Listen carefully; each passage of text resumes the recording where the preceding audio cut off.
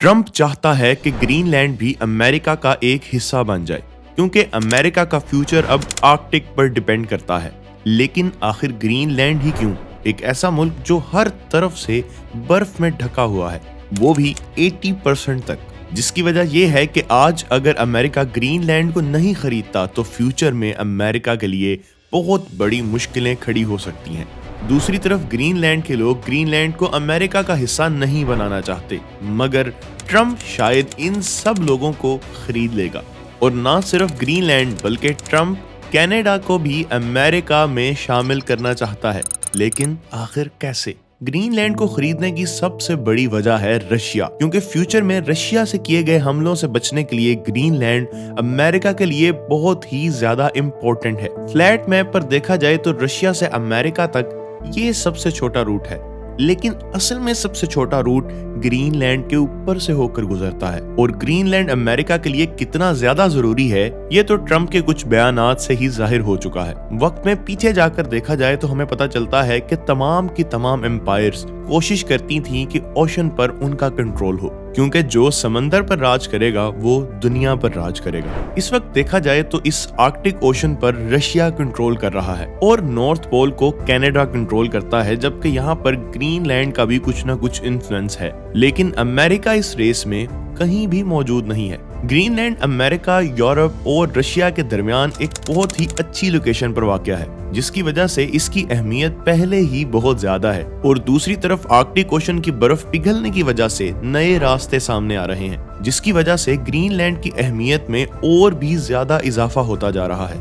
दूसरी तरफ China Russia की मदद लेकर आइस सिल्क रूट बनाना चाहता है, जिसकी मदद से चाइना यूरोप तक डायरेक्टली पहुंच सकता है। लेकिन ट्रंप ये बिल्कुल भी नहीं होने देना चाहता। वर्ल्ड वॉर 2 के दौरान ग्रीनलैंड पर जर्मनी ने कब्जा कर लिया था। उसके बाद अमेरिका ग्रीनलैंड में आया और वहां पर अपने मिलिट्री बेस भी बनाए, और आज भी ग्रीनलैंड में अमेरिका की मिलिट्री और एयर बेस मौजूद है। 1951 में डेनमार्क को अमेरिका ने ग्रीनलैंड को डिफेंड करने के राइट्स दिए थे, और आज अगर रशिया के मिसाइल्स ही रोकने हैं तो अमेरिका डेनमार्क की मदद से, वहां पर मौजूद एयर बेस की मदद से ये काम कर सकता है। यानी कि ग्रीनलैंड पर कब्जा करने की अमेरिका की ये ख्वाहिश सिर्फ इस बेस पर नहीं हो सकती, क्योंकि इसकी असल वजह छुपी है ग्रीनलैंड की बर्फ के नीचे। यहाँ तक कि अमेरिका ने डेनमार्क को भी धमकी दी है कि अगर वो ग्रीनलैंड और अमेरिका के मामले में अंदर आता है तो उस पर टैरिफ्स लगाए जाएंगे, और अगर ऐसा होता है तो डेनमार्क की इकोनॉमी को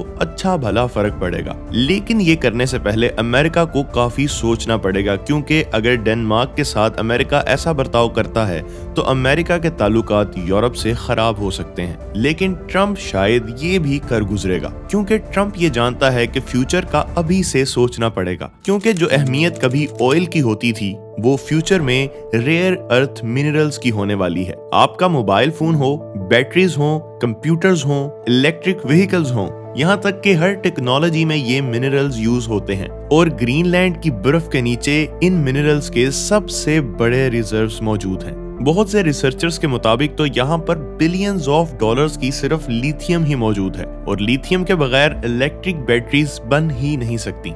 और ये बात अमेरिका अच्छी तरह से जानता है कि इस वक्त ईवी बैटरीज की प्रोडक्शन में चाइना डोमिनेट कर रहा है, और अगर अमेरिका को इस चीज में ग्लोबल लीडर बनना है तो उसे ये लिथियम चाहिए ही चाहिए है। और क्लाइमेट बहुत तेजी से चेंज हो रहा है, जिसकी वजह से आर्कटिक ओशन की बर्फ पिघलती जा रही है, और इस बर्फ के नीचे से निकल रहे हैं ऑयल, गैस और मिनरल्स। और कुछ रिपोर्ट्स के मुताबिक तो सिर्फ ग्रीनलैंड में ही 1.5 मिलियन टन्स के मिनरल्स मौजूद हैं। लेकिन इतनी सारी बर्फ की वजह से इन्हें निकालने की कोशिश आज तक किसी ने नहीं की, और ट्रंप इस बात का पूरा फायदा उठाना चाहता है, क्योंकि चाइना इस वक्त सिर्फ लिथियम ही नहीं बल्कि 90% मिनरल्स को कंट्रोल कर रहा है। सिर्फ अफ्रीका में ही चाइना के बहुत सारे माइनिंग प्रोजेक्ट्स काम कर रहे हैं, और आज चाइना इस रेस में अमेरिका से बहुत ज्यादा आगे निकल चुका है, और ट्रंप अमेरिका को इस रेस में भी ऊपर लेकर जाना चाहता है। लेकिन दूसरी तरफ ग्रीनलैंड के लोग ग्रीनलैंड को बिल्कुल भी बेचना नहीं चाहते।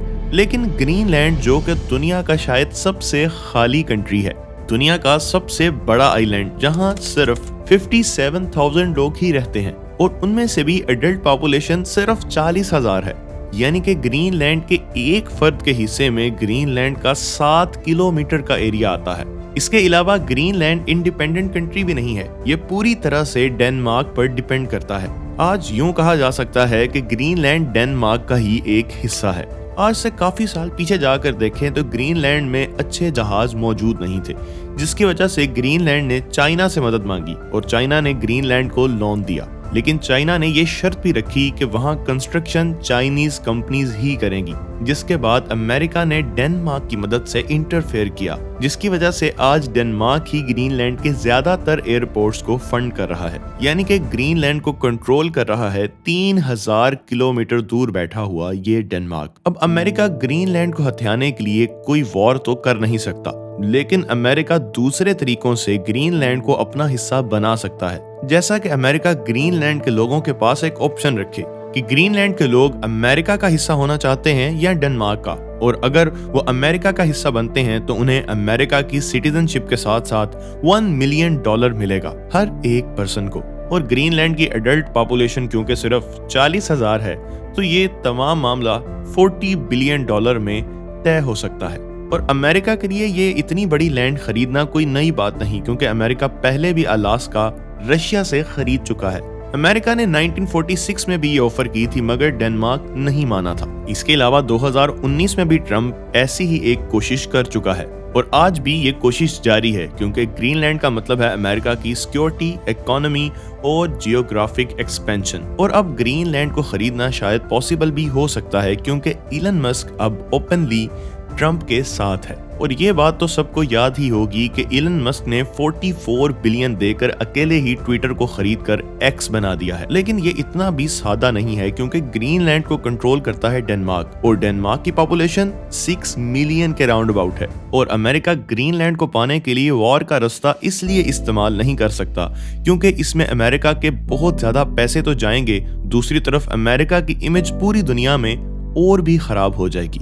और यही वजह है कि इलॉन मस्क की मदद से ग्रीनलैंड के लोगों को खरीदना एक बहुत ही आसान रास्ता हो सकता है। और अगर अमेरिका अपने इस मंसूबे में कामयाब हो जाता है तो अमेरिका एक तीर से दो शिकार करेगा। एक तरफ रशिया के मिसाइल से बच सकेगा और दूसरी तरफ मिनरल्स की रेस में चाइना को टक्कर दे सकेगा। लेकिन बात सिर्फ यहाँ पर खत्म नहीं होती, क्योंकि अमेरिका ग्रीनलैंड के साथ साथ कनाडा को भी अमेरिका का ही एक हिस्सा बनाना चाहता है। और इमेजिन कीजिए, अगर ऐसा हो जाता है तो अमेरिका दुनिया का सबसे बड़ा मुल्क बन जाएगा, रशिया से भी बड़ा। यहाँ तक कि अर्थ का 13.7 एरिया अमेरिका का होगा। क्या डोनाल्ड ट्रंप अपने इन मकासद में कामयाब हो पाएगा या नहीं? आप लोगों का इसके बारे में क्या ख्याल है? कमेंट सेक्शन में जरूर बताइएगा। चैनल को सब्सक्राइब कर लीजिएगा, वीडियो को जरूर लाइक कर दीजिएगा। आज के लिए सिर्फ इतना ही, मिलते हैं आखिर कैसे की एक और नई वीडियो के साथ।